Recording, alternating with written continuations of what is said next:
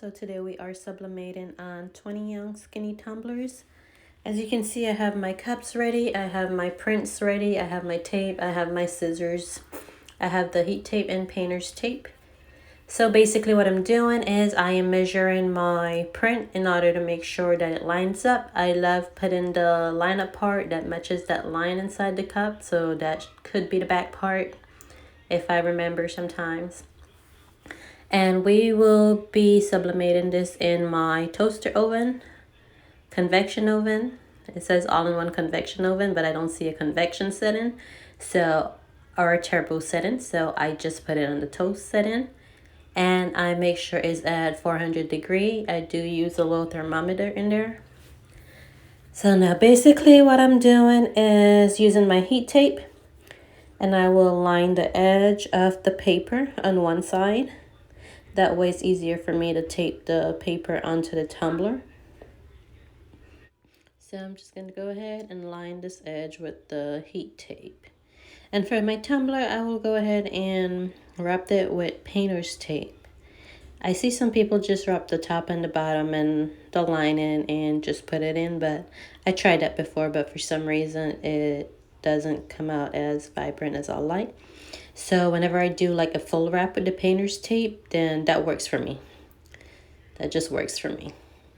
So as you can see, I have the tape on one edge, and now I am just going to go ahead and try to get the paper on here as tight as possible and squeeze the edge together, squeeze the edges together, and press down the tape so you can hold it in place.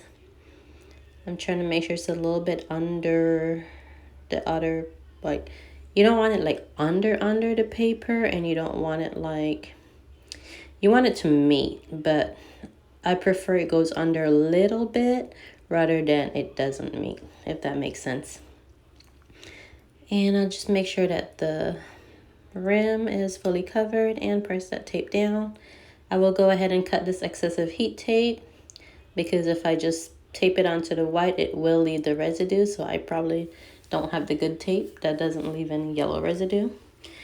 And I will just say you can go ahead and cut the excessive edges off the bottom, but I went ahead and I just tape it down so it fold under.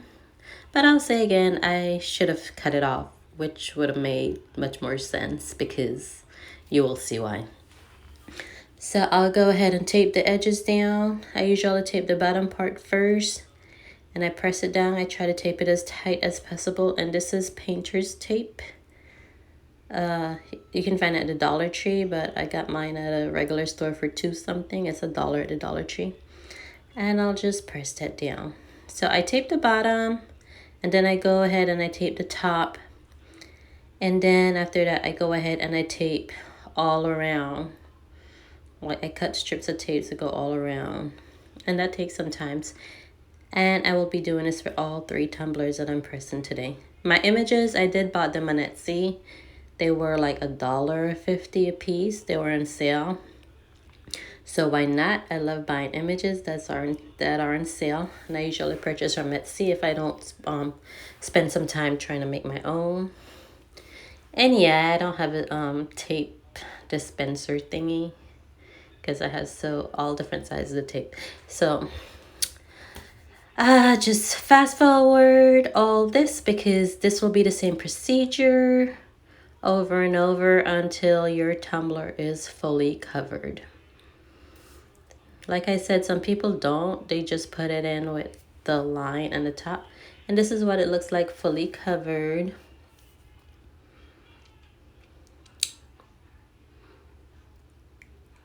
And I have 2 more. I love putting all my, prep my tumblers first before I start, making them and put it in there. So if you can see that thermometer is in there, is a little bit right before 400 degrees. I do use my phone for a timer. I time my temperature at 6 minutes. Like I said, this said all-in-one convection oven, but I don't see a convection or turbo settings, so I put it in a toast setting. I did bought this thing from Amazon. I am considering getting a different one. However, I do have a tumbler press. So this is the first tumbler that came out. Like 6 minutes. I turn every 2 minutes. You can turn once every 3 minutes, but I burnt a few tumblers already, so I just prefer to turn every couple minutes. That way I am not wasting tumblers or they're just burnt. So go ahead and take your time peeling this off because it is pretty hot. So this one is my cheetah print. As you can see, it came up pretty vibrant. And I'll go ahead and take the rest off, and I'll show you why I said you should have just cut the excessive paper from the bottom. There's a little shadowing in the top, so it probably wasn't tight enough. But besides that, the entire tumbler is vibrant. If you see those little white spots on there, I guess it's just from the heat. Those can wipe off easily with some. I just damp a paper towel and I will wipe that off. So this is why I say you should went ahead and just cut the excessive. Probably would avoid that, but it's on the bottom, so I won't worry too much about it. But for your reference and for my future reference, I'll just go ahead and cut it off. And look how pretty and vibrant that color is.